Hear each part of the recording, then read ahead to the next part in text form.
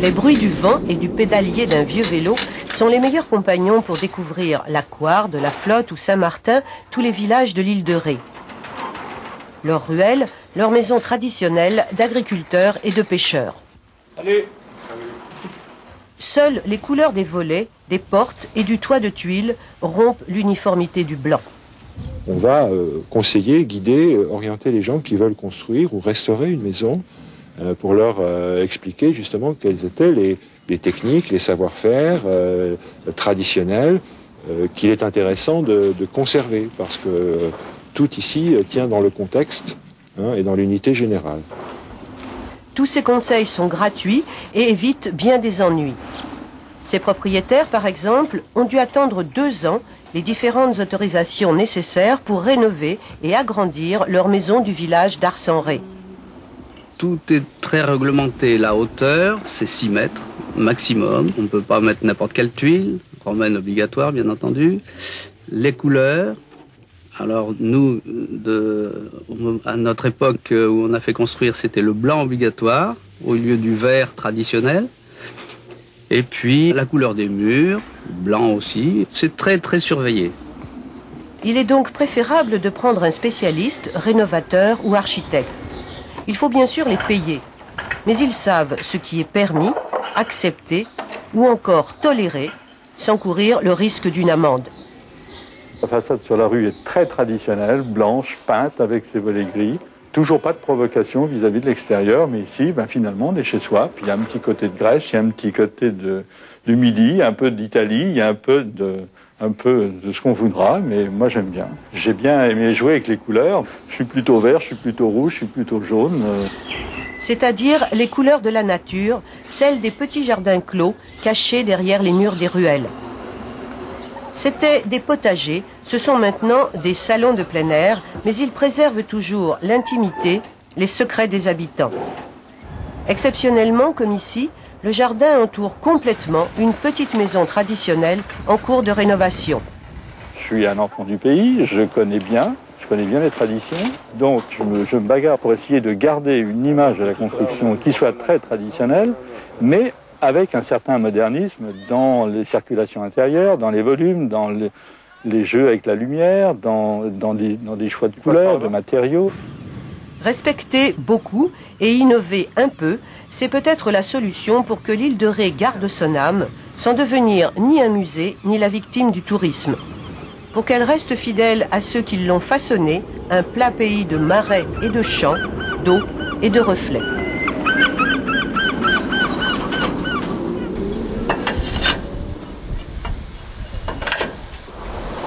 Jeu de couleurs, jeu de construction, jeu de patience, le travail du couvreur est un peu tout cela à la fois.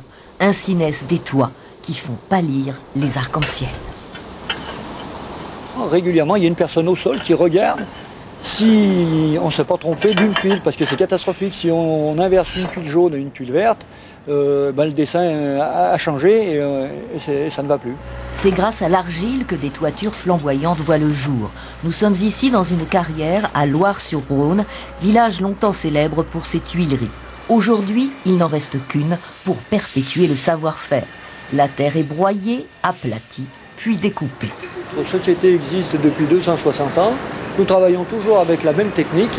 Nous faisons tout ce qui est tuiles spéciales de différentes largeurs, épaisseurs et différentes couleurs. Nos tuiles et les couleurs sont adaptées pour chaque édifice. Dans cet atelier, l'un des rares en France, la plupart des pièces sont faites à la main comme au temps jadis. C'est le cas des tuiles à boutons qui ornent le sommet des toits ou encore celles à crochets pour les pentes. L'artisan devient alors sculpteur, des objets d'art destinés à des chefs-d'œuvre. Ces tuiles précieuses servent le plus souvent à la restauration de monuments historiques.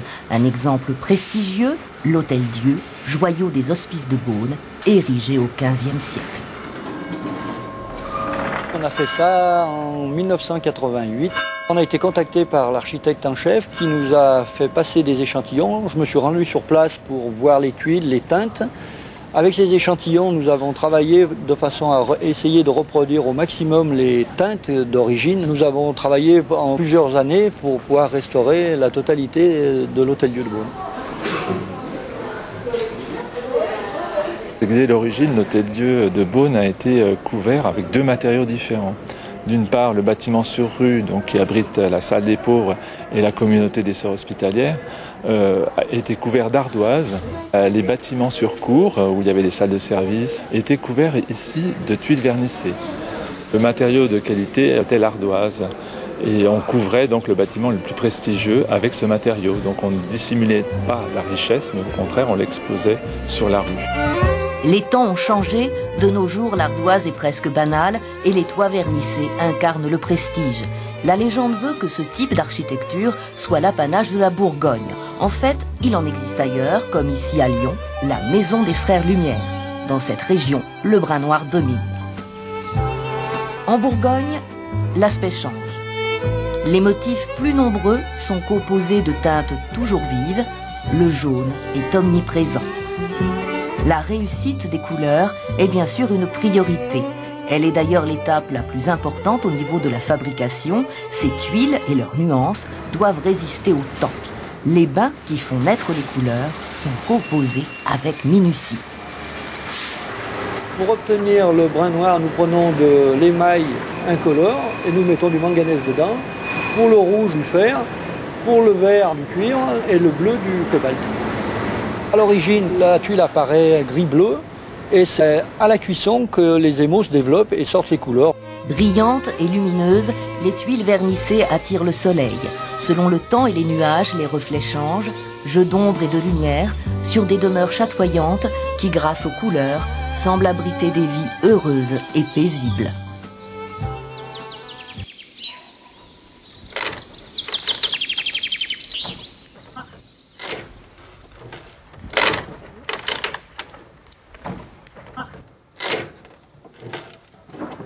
Attention en bas! Ces pièces de charpente ont été assemblées il y a plus de 200 ans. Cette ferme d'alpage, aujourd'hui à l'abandon, s'apprête à être déplacée en quelques jours pour connaître une nouvelle vie. Le démontage dans notre métier, c'est toujours des grands moments d'émotion parce que c'est le passé qui défile un peu. On pense à ce que tous ces gens ont pu faire dans cette ferme, tout ce qui a pu y passer. Et puis, si elle était détruite, c'est un moment de la vie qui s'en va, un moment du passé. Et puis là, c'est le contraire. Donc on en est très fiers, quoi. L'homme qui démonte les chalets pour les déplacer s'appelle Serge Baz. C'est en cherchant du vieux bois pour transformer en auberge la vieille ferme d'alpage qu'il possédait avec son épouse à Cordon face au Mont Blanc que ce Haut-Savoyard s'est découvert cette nouvelle activité. J'étais à l'époque dans l'automobile et puis je voulais changer. Ça a été le déclic. Je suis retourné en Suisse, j'ai trouvé d'autres fermes. Et puis c'est parti, voilà, j'ai commencé par un petit chalet, une petite grange d'alpage, et puis des grandes fermes, et puis voilà, et puis c'est parti. Puis maintenant ça va faire 5 ans qu'on fait ça, et ça fonctionne bien. Pour démonter une ferme comme celle-ci, l'équipe de Serge Baz met entre 8 et 15 jours. C'est une petite largette comme elle est belle. Elle est magique celle-là. Regarde ce morceau. Celle-là on va pas l'avoir en entier, on va la prendre derrière au sapis autrement. Ce travail physique et acrobatique nécessite de numéroter chaque poutre, chaque madrier, afin de remonter plus aisément ce puzzle de bois. À la pelle mécanique, la démolition de cette ferme ne prendrait que quelques heures. Mais pour préserver les pièces les plus précieuses, c'est l'une après l'autre qu'elles sont retirées. Quand on commence à enlever des pièces, il est certain qu'il faut faire très attention. Parce que c'est l'ensemble monté qui fait la solidité du bâtiment. Dès qu'on commence à en enlever une pièce à droite ou à gauche, ça devient fragile. Donc prudence. Avant d'être remonté, c'est dans cet entrepôt que sont stockées les pièces de charpente. Rien que de l'épicéa et du mélèze. Une caverne d'Ali Baba où reposent 3000 mètres cubes de vieux bois provenant de Savoie mais aussi de Pologne et de Lituanie. À leur côté, quelques trésors comme cette poutre du XVIIe siècle. Elle date de 1679. C'est une vieille grange qu'on a démontée en dessus des Diablerets en Suisse. Je vous fais voir la date. Sur 10 chalets démontés, seuls 2 sont reconstruits à l'identique. Les 8 autres, trop endommagés, sont le plus souvent cédés en lot pour habiller des chalets en béton. C'est difficile de les reconstruire à l'identique parce qu'ils changent de destination. La structure d'une ferme ancienne ne correspond plus à une habitation actuelle. Mais à côté de cela, le plus grand plaisir, c'est quand même de les reconstruire quand on en reconstruit un à l'identique, qu'on le déplace ou qu'on le reconstruit dans la même commune, comme le Grand Bornand. C'est un grand moment. Ça, c'est une vieille ferme, un vieux chalet qui venait de la Clusaz, qui a été remonté à l'authentique. Il est au contamine et il a été remonté tel quel, sauf l'intérieur qui a été aménagé pour être habitable. Megève compte ainsi plus d'une quinzaine de chalets déplacés. Seulement de nombreuses communes déplorent ces déménagements de chalets d'une vallée à l'autre, les qualifiant de pillage du patrimoine. Piller le patrimoine, qu'est-ce que ça veut dire? Est-ce qu'il faut laisser mourir les chalets dans les alpages, parce que certaines personnes n'ont pas les moyens de les réparer, parce que ça coûte très cher. Les morceaux de bois pourris d'un chalet ou un vieux chalet, au moins on les fait revivre, autrement ils vont au feu. Remontés au nom de la sauvegarde du patrimoine, ces chalets aux tailles imposantes qui ravissent les stations UP, confortant leur image de carte postale, n'en restent pas moins à 100 lieues du patrimoine traditionnel savoyard, fait d'humilité et de modestie.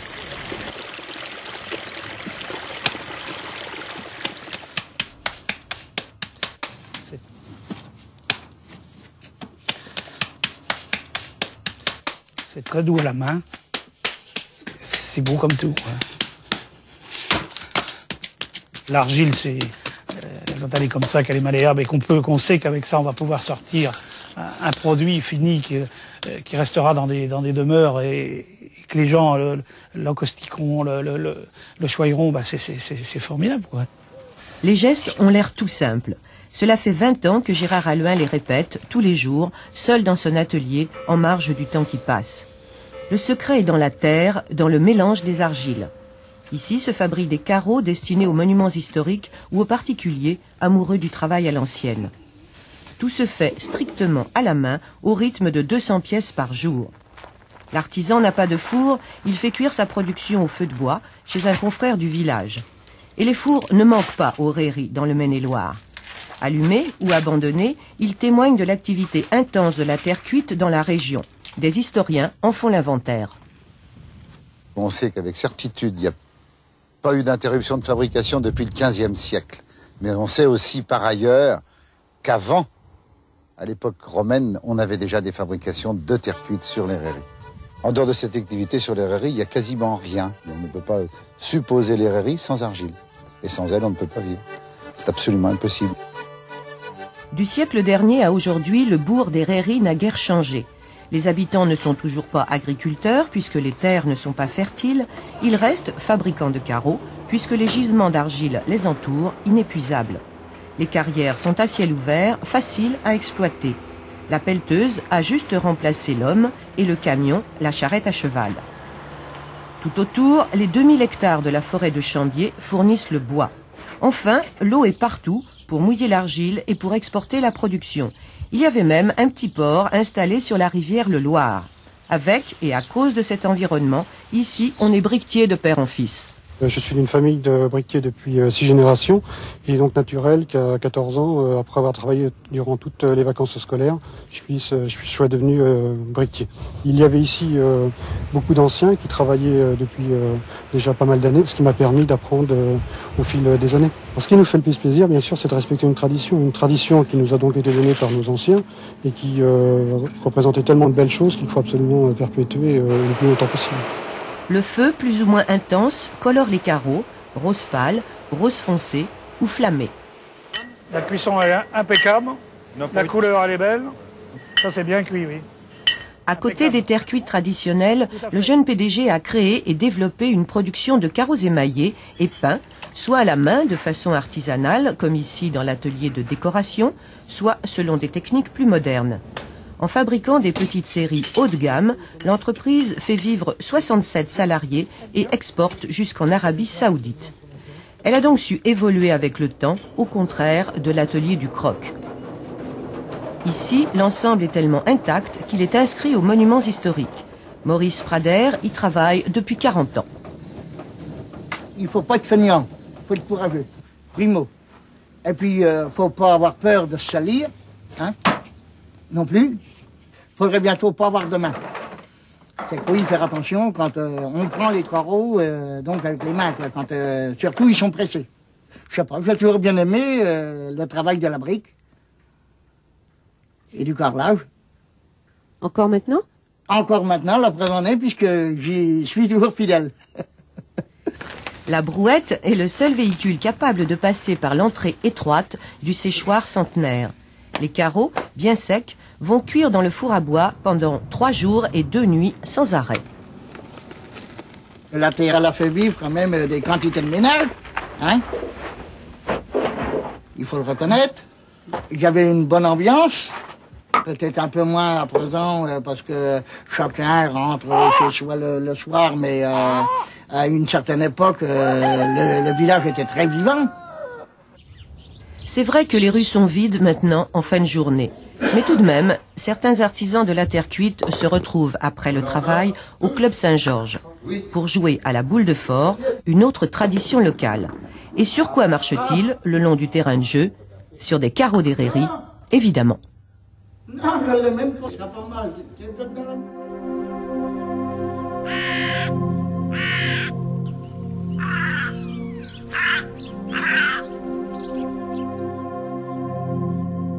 Cette bourrine, de par son architecture, est probablement l'un des rares éléments de l'histoire locale qui soit vraiment maraîchin, du fait qu'elle est construite uniquement avec ce que l'on trouve sur place.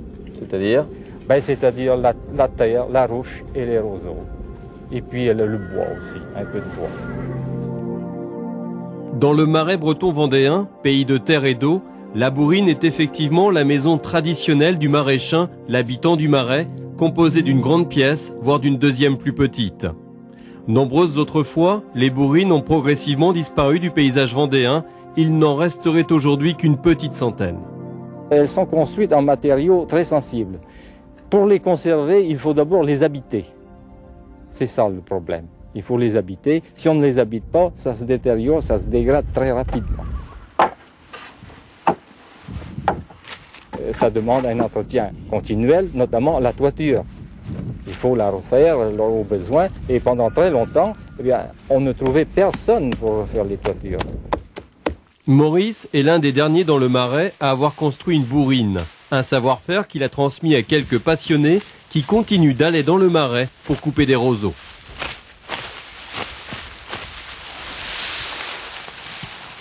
Alors voilà, c'est ça la ruche. C'est un roseau qu'on coupe pour mettre sur les bourrines et qu'on utilise pour fabriquer des toits. On en met 30 à 40 cm et puis ça protège bien des intempéries. Alors ce qu'on déplore un peu, c'est qu'il n'y ait plus personne qui en coupe dans le Marais et que le savoir-faire il se perde. On est un peu les derniers à le faire. Malgré ce manque d'artisans, un entretien plutôt coûteux, certains dans le Marais ont fait le choix de vivre dans une bourrine, ce qui n'est pas toujours très simple. Voilà, c'est là-bas qu'on dort parce qu'on ne peut pas dormir dans la bourrine, il n'y a pas assez de place. Donc on est obligé de traverser la route tous les jours. Josiane et Armand vivent dans cette bourrine de 1850 depuis près de 10 ans. Ils se sont battus pour y séjourner et pendant 7 ans, ils ont vécu sans chauffage l'hiver à 6 degrés, le prix de la passion.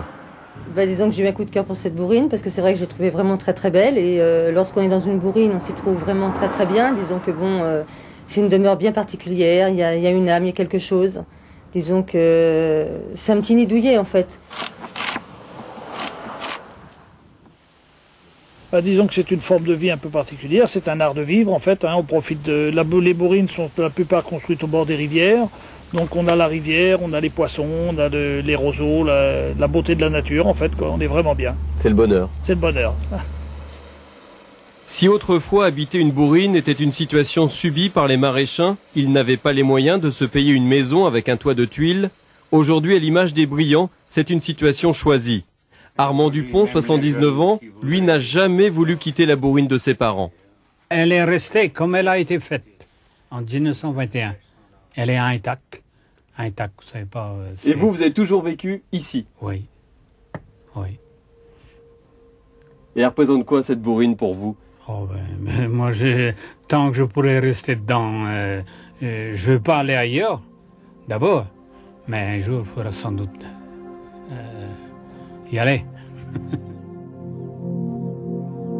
Symbole du Marais, les bourrines suscitent toujours autant la curiosité, mais il est urgent d'agir pour les sauvegarder et surtout pour qu'elles ne demeurent pas qu'un vestige du passé.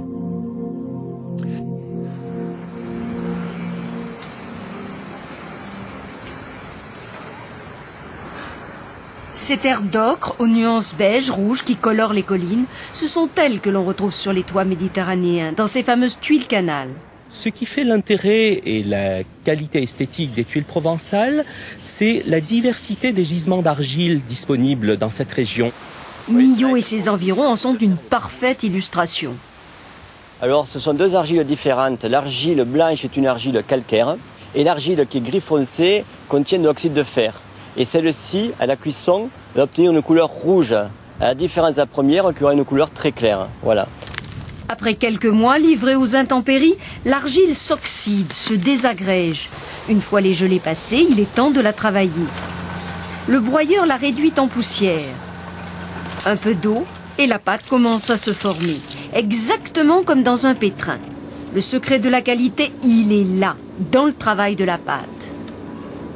Là, je sens que bon, l'eau est rentrée, mais il va falloir laisser encore une quinzaine de jours pour avoir une argile bien élastique pour pouvoir faire des tuiles canal, quoi. En fait, on la marie. Si elle n'est pas bien mariée, la terre, on a des problèmes de fracture. Comme en pâtisserie, on empêche le moule de coller avec du sable. Quant à façonner la tuile dans le cadre, c'est une séance de musculation hors pair. Bien entraîné, un ouvrier exécute une centaine de tuiles par jour, soit l'équivalent de 5 mètres carrés de toiture. Alors là, je lisse la tuile pour boucher les pores de la terre, pour la rendre étanche. Sur le toit, il ne faut pas qu'elle laisse passer l'eau, donc on glace. Ensuite, au four. 14 heures pour monter à plus de 1000 degrés et 14 heures pour redescendre. En jouant sur quelques degrés de différence, on jouera aussi sur la richesse des teintes. À la sortie du four, nous allons trier les tuiles. Nous allons toutes les taper, les faire sonner. Et vous voyez, le sol là répond bien. En fait, celle-ci, elle est bonne. Celle-ci qui a un son beaucoup plus creux, en fait, est fêlée. Donc celle-ci va partir au rebut. Plus épaisses, plus irrégulières, les tuiles manuelles donnent une beauté, un relief à la toiture difficilement égalable. Mais à 4 € pièce ou presque, c'est un luxe, car une tuile mécanique avoisine 80 centimes d'euros. Alors les industriels s'ingénient à imiter textures, boursouflures, nuances de teinte et même patines des tuiles manuelles. Parfois en rénovation, les couvreurs placent des neuves dessous. Plus solides, ce sont elles qui recueillent l'eau. Dessus, ils posent les anciennes ou des tuiles de récupération. Même la technique de pose est typiquement provençale. À l'origine, elles étaient toutes scellées ou même des fois calées uniquement sans mortier. Le chapeau, lui, il a toujours été scellé. Sur certains toits, il est posé juste comme ça, même la tuile, mais c'est des toits dits à faible pente. Là, quand on a un toit à forte pente comme celui-ci, on est obligé de les sceller pour éviter le glissement des tuiles. Par souci d'harmonie, tout est mis en œuvre aujourd'hui pour que l'esthétique des nouvelles toitures se fonde au mieux dans la mosaïque des toits ancestraux.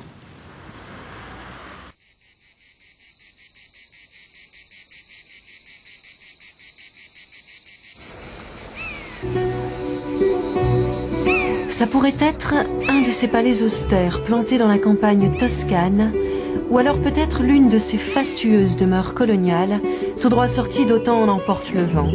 Mais le Clos Nicrosi, c'est d'abord une histoire, celle de ces Corses partis en Amérique, il y a 150 ans, dans l'espoir d'y décrocher la lune. Les Nicrosi, qui étaient 3 frères, sont partis pour l'Amérique. Et ils ont monté un super service. Ils vendaient tout, quoi, des légumes, des boissons, des jouets même. Regardez ici les caddies, les premiers caddies en osier.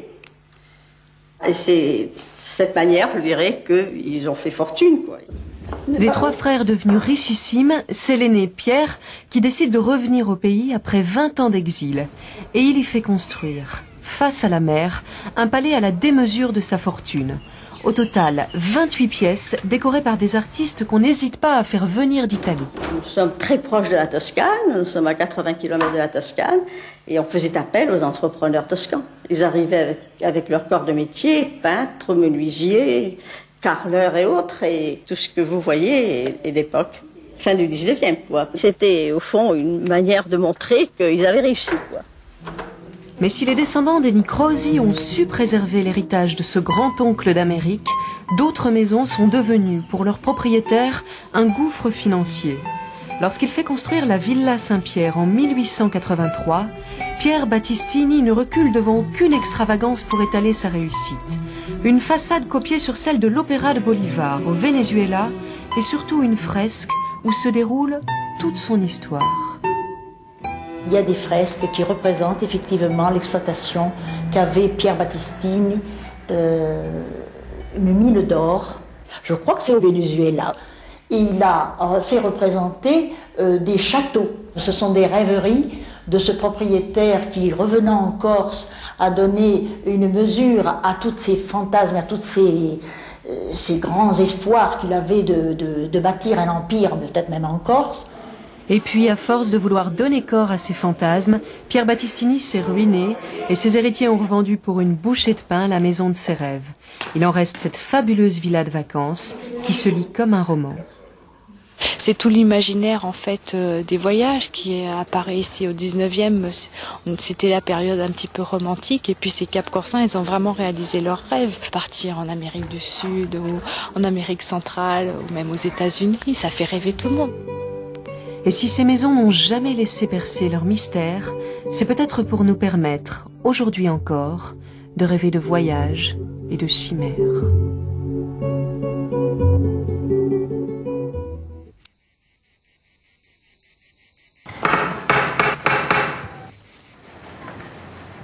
Pézenas se réchauffe au soleil de ce début d'automne.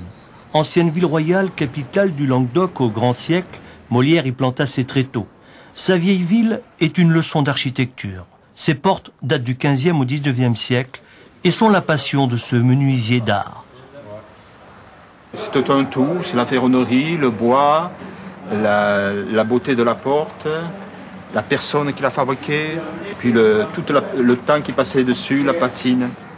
Chaque porte a sa décoration propre. Chaque entrée de maison, d'hôtel particulier est presque une page d'histoire. L'architecte, le tailleur de pierre, le menuisier ont fait de la porte un symbole. Elle sépare la vie privée de l'extérieur. C'est un des éléments qui signifie la richesse du propriétaire. Les façades sont en général d'une grande sobriété. Et la distinction se marque dès la porte. Et alors lorsqu'on l'ouvre aux splendeurs, c'est ou bien la cour intérieure avec un escalier ouvert, ou bien comme ici à la Malibran, un escalier fermé, à double volet, décoré de gypseries magnifiques. Serge Ivora, ancien compagnon du Tour de France, et Claude Alberge, ex-professeur d'histoire, connaissent chacune des 300 portes anciennes de cette ville, toujours épargnée par la guerre. C'est la seconde moitié du XVe siècle. On verrait Jacques Coeur qui va au foire de Pézenas. Et ce qu'on peut remarquer, c'est la ballotière qu'on appelle pleureuse d'amour. Autrefois, les amants venaient frapper discrètement sur la porte. Et la belle dame sortait à la fenêtre. Si ça n'était pas un mari jaloux. Hein. Atelier d'artisans. Ici, régulièrement, on sauve ou refabrique des portes à l'identique. 500 en 25 ans pour l'homme de l'art. En noyer, peuplier, châtaignier, certaines ont plus de 300 ans. Ce sont des portes qu'on va sauver, qui viennent de notre patrimoine, qui viennent particulièrement de Pézenas. C'est typique, ce sont des portes typiques du bassin méditerranéen. Quand on regarde le travail qui a été fait, c'est un travail qui est très raffiné, contrairement à ce qu'on croit, avec peu de moyens. Ça dégage une certaine sensibilité, une certaine amour du travail à l'époque, et qui s'est perpétué au fil des siècles jusqu'à maintenant. Pas de porte sans heurtoir. En fonte, en bronze, en fer, beaucoup ont disparu. Descends le poire, s'il te plaît, un peu plus bas. Le heurtoir, c'est un élément très important pour la porte d'entrée. C'est comme un bijou. C'est ce qui fait tout le raffinement de la porte. Dans toute la partie de la ville, vous avez des toits de différentes formes, suivant l'importance de la maison, avec des dessins qui varient à l'infini. Une porte est aussi belle de l'extérieur que de l'intérieur. Et la ferronnerie n'est pas que décorative. C'est la ferronnerie qui permet d'articuler la porte et de la fermer par sa serrure et son espagnolette. Ou des gros verrous, des grosses targettes aussi comme celle-ci. Il y a 7 ans, avec quelques bénévoles, Serge a créé son musée de la porte pour défendre la menuiserie. Une collection unique, un vrai conservatoire. Pourquoi un conservatoire de la porte? Parce que souvent les menuiseries sont enlevées par méconnaissance ou sont vendues chez les antiquaires, partent à l'étranger. Donc ce conservatoire sert aussi de lieu de formation avec la chambre métier ou des jeunes compagnons qui font le tour de France. Ainsi, ces modèles qui ont traversé les siècles sont étudiés par ces futurs menuisiers et l'an dernier, 15 000 visiteurs les ont admirés.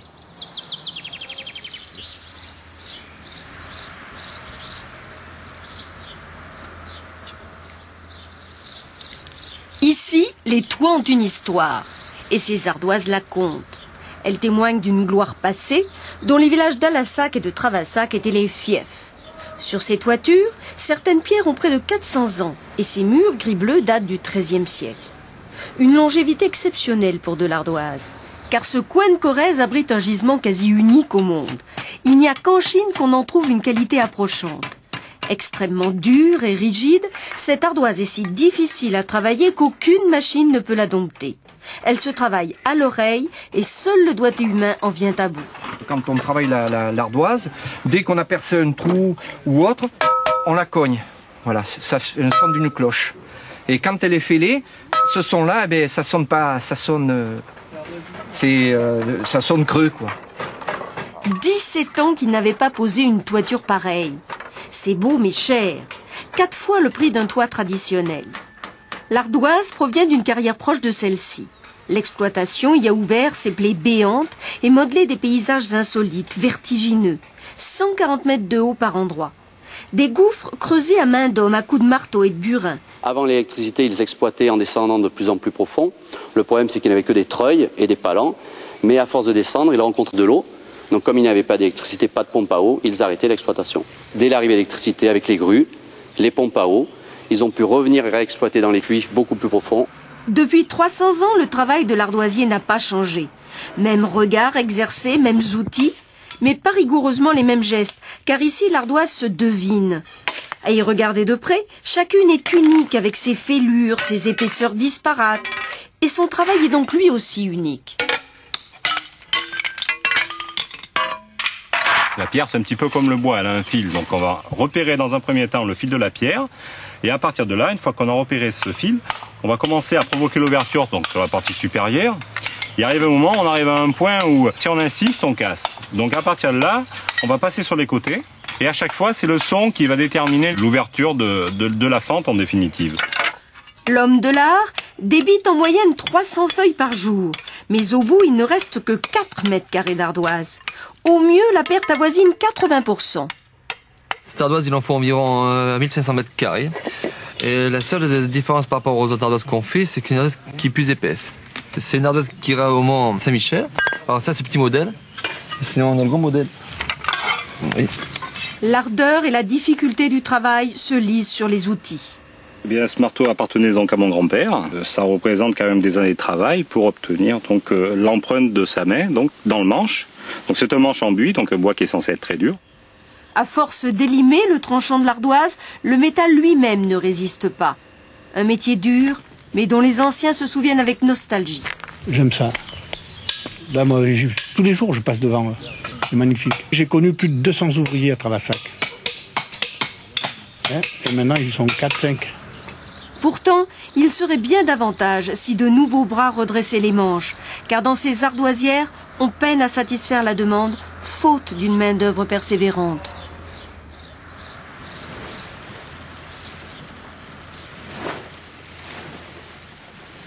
D'abord, il y a le bassin, immense. Ce jour-là, calme comme un lac, avec au milieu l'île aux oiseaux, sauvage et protégée. Tout à côté, les pittoresques cabanes Tchanké. Il y en a 2. Elles sont là depuis le début du siècle. Tianké, ça vient des échasses. En patois, les échasses, ça s'appelle des tianks. Et donc les cabanes Tianké sont les cabanes qui sont sur des échasses. Pierre Lacaze est né sur le bassin il y a 39 ans.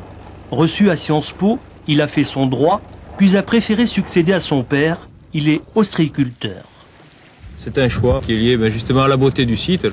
On a la chance d'occuper des villages, comme vous voyez derrière moi, là, qui sont vraiment des endroits très très pittoresques, avec bariolés, avec de beaux jardins, où en plus la vie en communauté, la plupart du temps est agréable, puisqu'on vit entre gens de même passion, et donc on partage le même amour du bassin.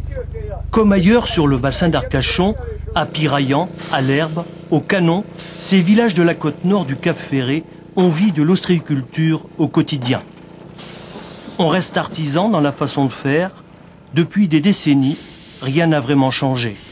Les huîtres nous ramènent toujours aux cabanes. S'il n'y a plus les cabanes, il n'y a plus d'ostréiculteurs, il n'y a plus rien, ça serait la mort. Mais évidemment, on fait tout pour que les cabanes restent. C'est ce qu'il faut. Et tant que l'on vivra, les cabanes seront là. Certaines sont là depuis le début du siècle. Elles appartiennent en priorité aux ostréiculteurs. Chacune a son charme, sa couleur. La plupart sont des résidences secondaires. D'autres sont ouvertes à l'année. Ce sont des sites inscrits à l'inventaire, oui.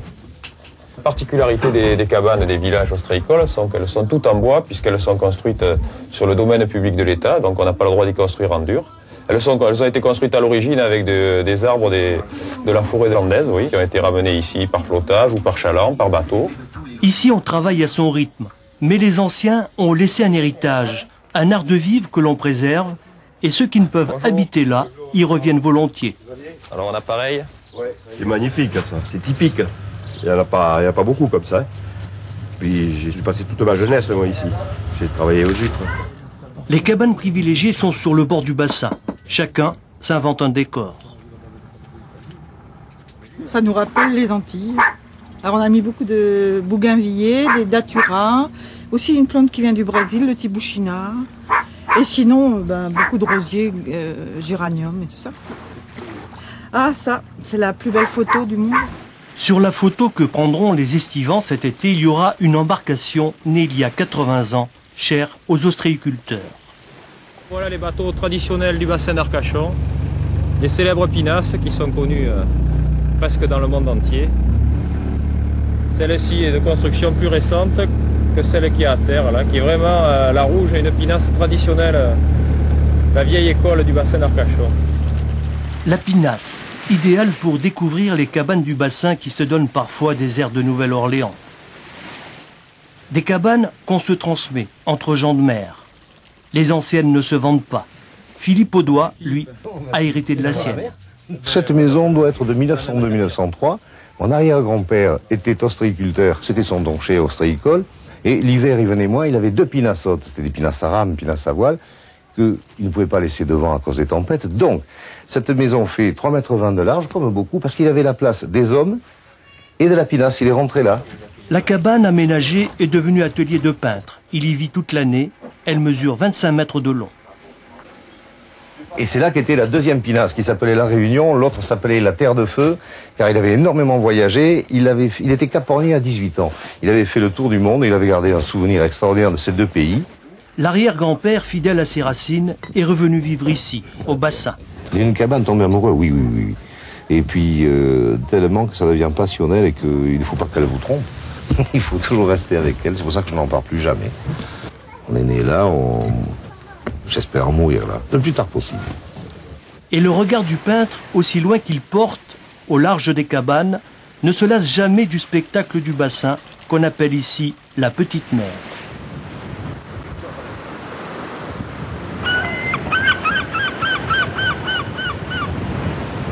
La mer, la terre et les étoiles, le slogan a été lancé il y a quelques années, c'est celui de la pointe de la Hague. Mais il y a aussi l'architecture des hommes et elle est très particulière ici. De la petite maison de pêcheur au château, les maisons sont en pierre et les toitures en schiste, un schiste qu'on ne trouve qu'ici, entre le gris et le bleu.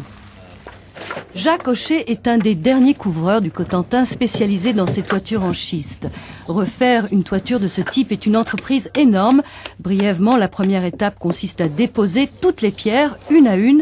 Deuxième étape, la taille. Il faudra créer 15 longueurs différentes de tuiles de 60 à 20 cm de long. Tout doit être minutieusement calculé à l'avance. On part avec les grandes et plus on monte, plus on réduit. Et on termine avec des petites en haut. Ces toitures dans la région ont été mises pour le vent. Elles ne bougent pas. C'est lourd, on a 120 kg au mètre carré. Donc il donne un poids.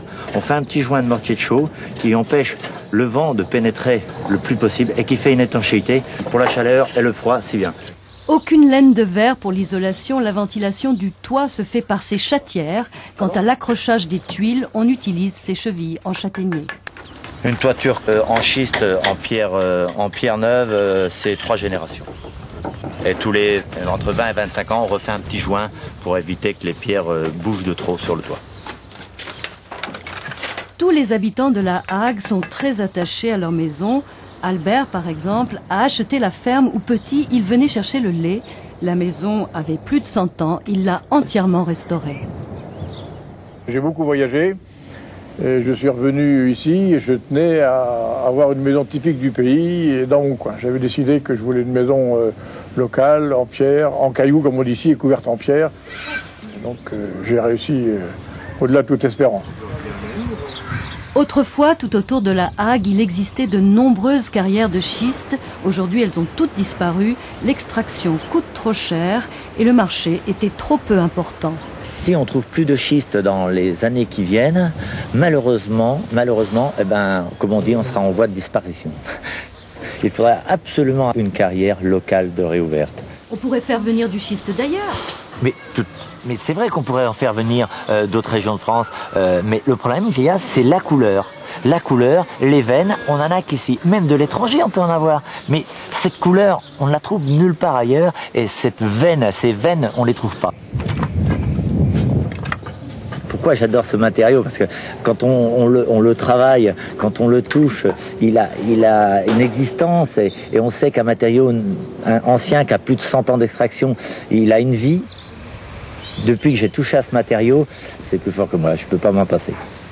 La pénurie de schiste commence à se faire sentir. Actuellement, on utilise des pierres de récupération. Devant ce manque, les propriétaires du château de Nacqueville songent à faire venir un schiste d'Espagne. Mais évidemment, ce ne serait pas la même chose. Tous les habitants de la Hague s'accordent à le dire.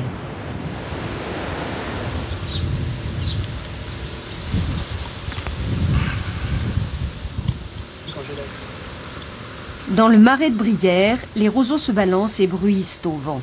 Près de la moitié de ce labyrinthe de canaux entrecoupés de verdure appartient aux communes environnantes et à leurs habitants. Quand j'allais avec le grand-père, les gens venaient couper les roseaux pour leur maison. Bon, le problème, c'est que maintenant, ce savoir-faire-là, en Brière, c'est perdu. On coupe pour la famille et donc ça va pas plus loin. Moins de 50 hectares sont entretenus et exploités à la main. Dès que les premières gelées effeuillent les tiges et stoppent la sève, les hommes s'enfoncent dans 1,50 m d'eau. Quand on coupe les roseaux en 1 heure, on fait environ entre 7 et 8 paquets de roseaux dans une roselière bien dense. Et dans une roselière beaucoup moins dense, vous allez en faire 3-4 à l'heure. C'est un travail qui est quand même assez dur. Parce que vous êtes dans l'eau toute une journée et on a de l'eau presque jusqu'au bassin. Le problème, c'est que le roseau, on est obligé de le couper au pied.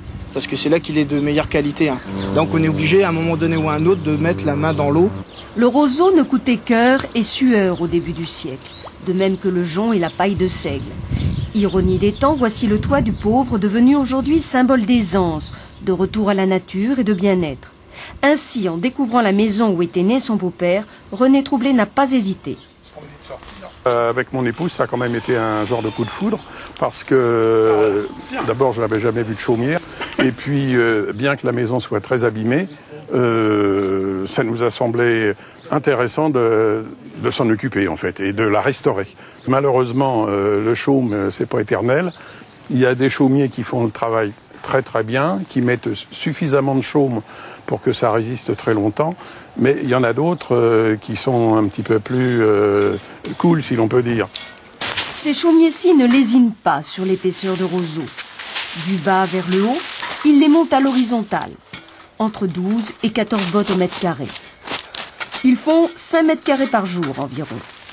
Travailler sur le roseau n'est pas facile, ça glisse. Mais les chaumiers se calent tant bien que mal sur ces espèces de cadres. Première opération, peigner le roseau pour le débarrasser des brins cassés, pliés. On enfouit ensuite les tiges sous les gerbes précédentes. Le reste est affaire de couture. Une tringle métallique horizontale plaque les roseaux sur le toit et on la fixe à la charpente par ses attaches. Voilà. Ça sont les aiguilles, donc mâle et femelle. On croise sous la latte qui servent de guide pour envoyer le fil. Voilà. À la main, puis à grands coups de battoir, on remonte les roseaux. Voilà. Seul on dépasse l'extrémité des pieds. Et là, on le met, on prépare. Je vais faire le maximum de petits bras, c'est-à-dire bien l'arranger. Il ne faudrait pas qu'il y ait de trous, de bosses et compagnie. Plus les bras sont petits, moins il usera vite. Un toit de chaume bien entretenu dure environ 30 ans. Par facilité, certains chaumiers coulent le faîte en béton. Mais le mieux, c'est de loin la terre. Ça suit beaucoup mieux la toiture au niveau du vieillissement et tout ça, au niveau du tassement de la toiture. La terre suit bien le mouvement du roseau. Le ciment, lui, une fois qu'il est dur, il est à sa place. Si ça baisse de trop dessous, il casse. Sans compter les dégâts causés par les oiseaux. 30 cm de chaume équivalent 25 cm de laine de verre environ. C'est dire que la chaumière conserve fraîcheur l'été et chaleur l'hiver. D'où une demande croissante pour ce type de couverture en Bretagne, en Normandie, dans le Nord et en Haute-Corrèze.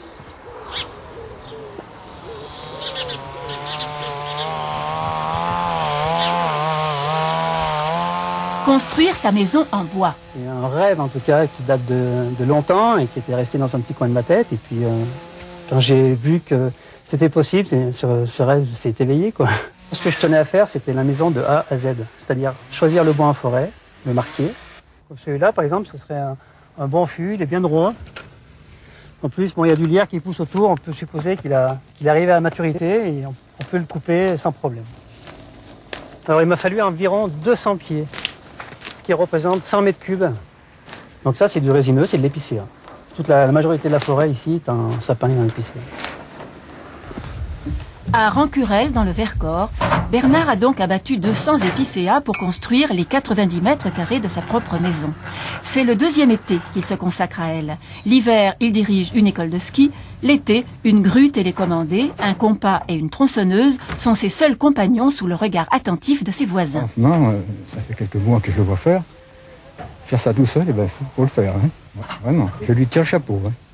Ça s'intègre dans le paysage, c'est très bien. Pour cette construction, ça comporte à peu près 6 mois de travail. Et j'avoue qu'il y a eu certaines nuits où j'ai mal dormi, parce qu'il y avait plein de problèmes qui venaient se greffer au fur et à mesure de la construction. Donc là, une chambre d'amis avec une petite salle de bain. Pour les enfants, ils ont je pense, les 2 plus belles chambres de la maison. Donc il y a un petit sas qui va entrer, qui va distribuer les 2 chambres, avec une porte vitrée commune, avec le balcon commun aux 2 chambres. Avant de se lancer, il se fait la main en construisant une maison de poupée dans son jardin. C'est à l'issue donc de cette construction que j'ai décidé, si je sais faire une petite, peut-être que je saurais faire une grande, et puis voilà. Première chose. C'est en Corrèze, avec l'association Bois Sacré, qu'il a appris la technique de base de construction des fustes. Là, le bois brillé, il va vraiment trouver sa place dans le bas de la maison. C'est une technique de construction en bois qui a existé autrefois. Elle a été modernisée par un certain nombre de constructeurs dans le monde. Elle revient au grand galop et elle va se développer en France. Et c'est pour ça qu'il y a un certain nombre de jeunes pionniers qui sont en train d'apprendre ça.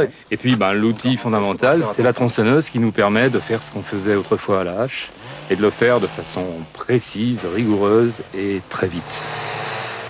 On empile des bois, mais on ne se contente pas de les empiler et puis de calfater entre les bois, mais on les ajuste de façon à rendre le mur de bois empilé complètement étanche. Ajuster les bois, Bernard a réussi. Sa future maison, professeur et stagiaire des années précédentes, la découvre pour faire le point d'une réalisation. C'est qu'on ne voit pas un seul des jeux que tu as laissés. Ça donne une patine argentée, ça ressort. Vient le moment des questions sur l'art d'habiter une fuste. Comment décorer, mais là, le décor... Le décor, il y est déjà. Il y est déjà. Ouais, il y a déjà un gros décor intérieur. Marie-France et Thierry, les formateurs, vivent dans des maisons en rondins de résineux depuis des années. Ils connaissent bien ce que le bois peut transmettre à l'homme dans sa vie quotidienne. Un sentiment de calme, de sérénité à l'intérieur d'une maison. Puis il y a cette espèce de confort thermique que donne le bois. C'est tout le bonheur de notre vie. C'est ainsi qu'avec le bois, il est possible de lier confort, tradition et modernité.